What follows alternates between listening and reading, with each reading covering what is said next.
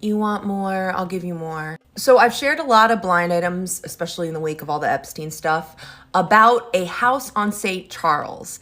The house on St. Charles was heavily featured in our Angelina Jolie blind item deep dive on the Patreon. So today's a house on St. Charles blind item is brought to us courtesy of, I'm not sure the year, but it is featuring Keanu Reeves, and I'm terrified as to why. Project Hedonia. A house on St. Charles blind item.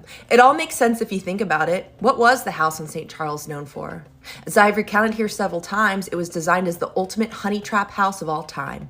Maybe Epstein and Maxwell would say otherwise, but St. Charles has always got the moss return for its buck.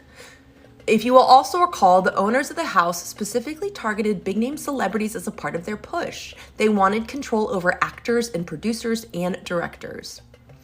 Why, though? They can pay, of course, and are worried about being caught as much as anyone else. But why them? Why the focus? Remember, so this house is in New Orleans. This house, remember this city is where, this is the city where the university covered up their experiments more so than anywhere else, and that's Tulane University. That's where my sister went. They had the doctor everyone feared the most. They had the doctor who knew more about altering brains than any other doctor in time. Oh, Tulane was like one of the leaders in gay conversion therapy.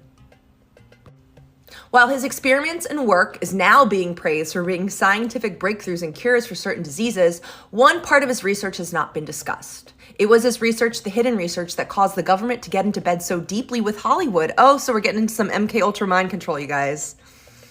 We got another mind control blind item. It is not just about propaganda. It is what he hypothesized during his experiments. What would happen if you didn't need the actual electrodes hooked to the brain? What if you could do it via some other method? What visual effects closest mimics what he was doing with electrodes? Was there something? Yes, there was. The thing of it is, everyone who submits to it does so voluntarily. Back in the very early 80s, when things were tough, they had to keep a low profile because of all the hearings in the aftermath of the congressional investigations. It was disguised as a grant paid to the university and involved using 3D movies. This was crude. They were guessing and was not sure what was going to work. They needed a huge 3D movie they knew would get tens of thousands of people into theaters to see what would work and what wouldn't. Holy shit, they used Jaws 3D as a mind control experiment? What? It was exactly what researchers needed. They set up 5 theaters in different parts of the country with cameras and measuring devices to see the results of their tests. They also wanted to test it with a completely different kind of film, one which made 0 sense to put in 3D. It was ridiculous and also a really bad movie, Jaws 3D. To make things interesting, they picked a movie about spies and Russians. They wanted to test reactions in a completely different way. Those were the first 2. Since then, they have refined and found which actors work best at delivering messages or lines. Funny thing how the actors that perform the best are the ones who are blackmailed. 2 A+ list mostly movie actors are at the top of the list.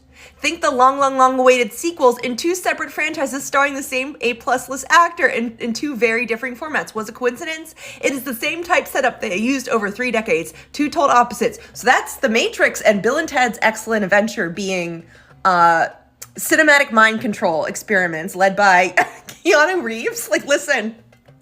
Honestly, 5 years ago, if I would have read this blind item, I would have been like, fucking way.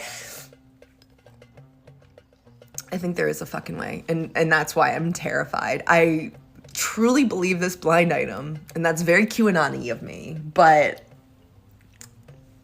Oh, and the also really ridiculous bad movie that allegedly brainwashes you is The Man Who Wasn't There. It's a 1983 film. I literally saw that movie. Guess the brainwashing wasn't effective. Are you serious?